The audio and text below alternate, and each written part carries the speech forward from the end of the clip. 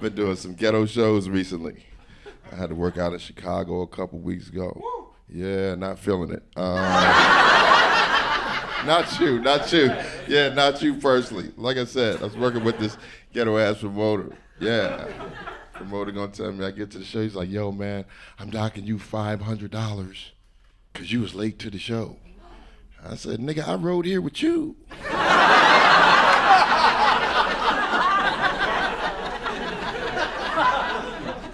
You came to get me from the hotel. Give me my money, man. You know, yeah, stressing out here now. I'm a comedian turned tech founder. I have an app now for black-owned businesses that is doing really well. Yeah, oh, thank you guys, thank you. Breaking news here on Don't Tell, my app just hit 250,000 downloads an hour ago. Yeah, thank you guys. Yeah, that's the good news. Bad news is, like, being a tech founder isn't like you see on TV and the movies. Most of the time, all we do is, you know, we spend a lot of time raising money. That's what I was doing today. Got a bunch of bad news. 2 of my investors today, potential investors, pulled out. So yeah, lost like $100,000 today.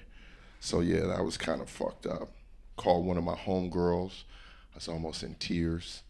I don't cry very easy either. Yeah, she happens to be white. Yeah, she gave me some white women's advice on what to do, on how to get the money when you lose $100,000. Yeah, I was like, I don't know what I'm gonna do. I was panicking. She just interrupted me. She said, call your dad.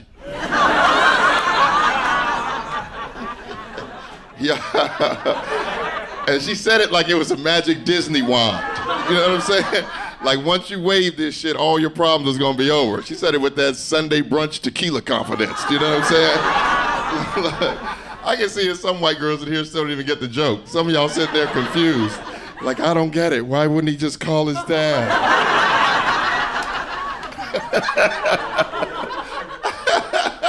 She said it so confident. I was like, maybe I should call my dad. Right? Only people in here more confused than the white women is a couple black and brown people sprinkled in here like, why the fuck would you call your dad? My dad owed me $200. What the fuck is you talking about? But other than that, the damn app is going pretty good. Yeah, I hope you guys check it out. The name of the app is Blap. Yeah, don't fucking giggle, please. Yeah, don't do that, please. I'm sensitive about the name. I was just on a big podcast, and the podcast host, my homie's got a lot of followers on his podcast. He was like, yo, John, on the podcast, he said, what does BLAP stand for? And it's not an acronym, and it doesn't have a deep meaning. And my dumb ass should have went on ChatGPT or something first, right? It doesn't have a deep meaning, so I just lied. I just improv'd on the spot. I was like, it's half black, half app.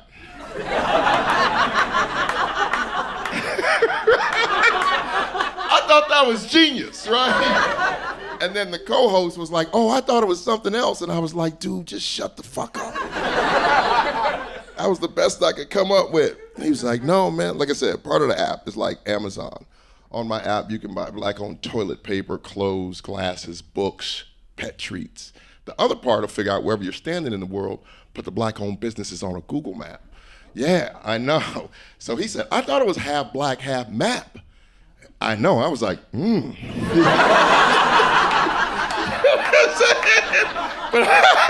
but I didn't want to look dumb, so I was like, yeah, it's that too.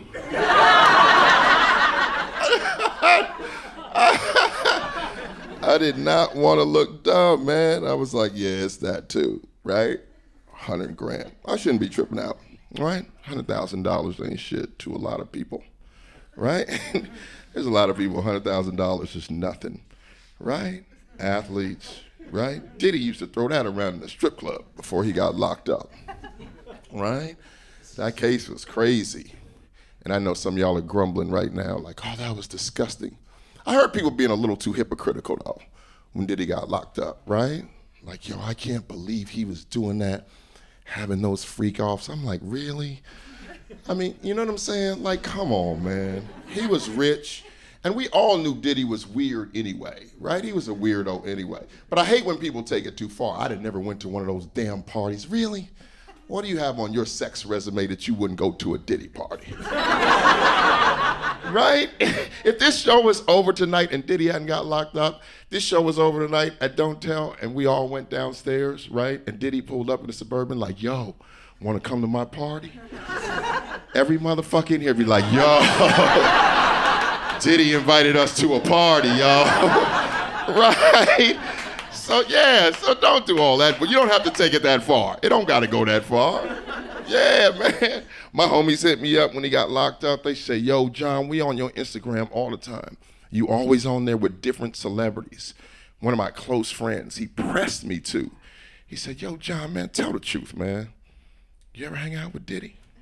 And it was my close friend. I had to keep it 100 with him. I said, I did, man, one night. And I can see how quiet it just got in here. No, it wasn't like that, damn it. We was in a strip club in the Bronx. Yeah.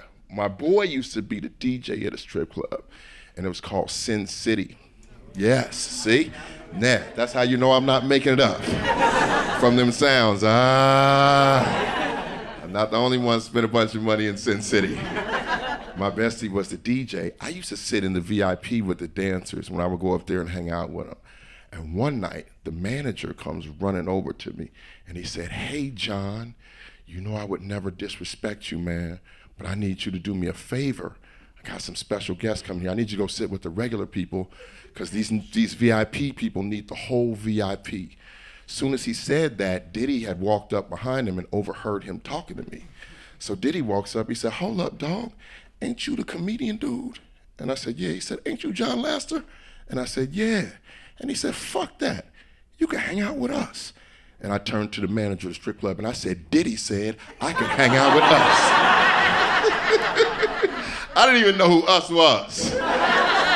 As soon as I said us, Mike Tyson walks in. Yes, exactly. Now it's me, Tyson, and Diddy got the whole VIP. Here come the waitress. She walked over, she said, oh my God, Mike Tyson, so nice to meet you.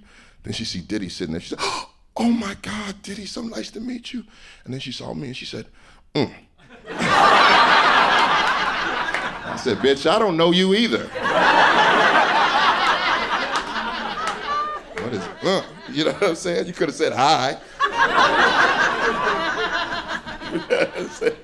She turned back to Diddy. She said, oh my God, Diddy, do you need anything? And he said, yeah, I just need change for 20. I cut him off. I said, my nigga, you in luck because I got change for 20. Diddy say, you got change for 20,000? I said, I do not have change for 20,000. I don't change for no damn $20,000. The waitress starts walking away. There's a big industrial-sized fan with us in the VIP. Diddy asked the waitress, he said, could you tip the fan all the way backwards? She tips the fan all the way back and comes back with a silver suitcase filled with money. Mike Tyson, suitcase, Diddy, me. Here comes the manager. The manager comes over and says, hey guys, are you guys all set? And Diddy said, yeah, I just need you to do me a favor. All the girls that's dancing tonight on the poles, I need you to do me a favor. Have all of them come back here and walk past us so we can see what they working with. And I turned to the manager and I said, yeah, we need to see what they working with. I'm part of the crew now. Right? Right? Here come the girls, right? Diddy and Tyson start digging into the suitcase and grabbing fistfuls of $100 bills and throwing them over the top of the fan. The fan is blowing the money up in the air. Yes, and now it's raining $100 bills in the VIP. Yeah, it was like a snow globe of money. Yeah, I'm not even playing. I was like, man, I started thinking to myself. Then I went in the bathroom and put a thong on. I'm not about to waste my talent up in here, y'all. Ran up out of there. I tripped over this. This is the discrepancy of money in the world, right? I ran out of that strip club and tripped over this homeless dude in the Bronx. Yeah, right on the way out of the strip club with all those $100 bills on the floor. I shouldn't say homeless. I got in trouble for that too. right? You know there's better terminology for that now, right? Somebody said it. Go ahead, say it. It's okay, say it. It's unhoused. Yes, I knew there'd be somebody here from San Francisco. Thank you. It's unhoused. Yo. And the girl that checked me on it got mad at me too. She said, "You didn't know that?" And I said, "I didn't know we was making up words for homeless motherfuckers." I thought that was the end of it. She just kept going. She said, "Oh, excuse me, what would you call them then, Mr. Funny Man?" I was like, "I don't know, roof challenged, cardboard enthusiasts, homophobic." Let it out, motherfuckers.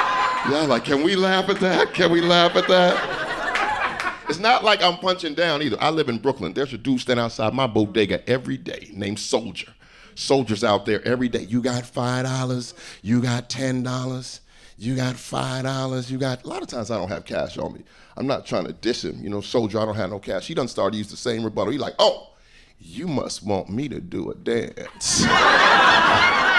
I said, that is the last thing I want your ass to do, right? You don't want nobody dancing in front of you in New York City, because now it make it look like I'm making him dance for the money. I started dancing with him so I don't look fucked up. People riding by like, "Yo, you fucked up for that." I'm like, "Man, I didn't tell him to dance." You know? And it's not like I haven't given this dude a lot of money. I've given him a lot, so much so he expects to get money from me when he sees me. Other day I was standing outside the bodega, he ran right up on me. He said, "Just the dude I need to see." I said, "Homie, I don't think that's how you're supposed to be asking for money." And then before I could tell him I didn't have no money, he put his finger on my top lip. He put his unhoused finger on my top lip. Let me tell y'all something. I don't even like a housed finger on my top lip. I don't know where the fuck this E.T. dumpster fire finger been. I'm trying to keep my face still so he don't rub his whole dirty ass unhoused hand on my shit. Then he pulled his hand back. He said, "By the way, my birthday's in 2 weeks." I'm so dumb. I was like, "Word, homie, what you doing for your birthday?" I had to take off running. I told you guys, man, all I do is talk to potential investors all day long.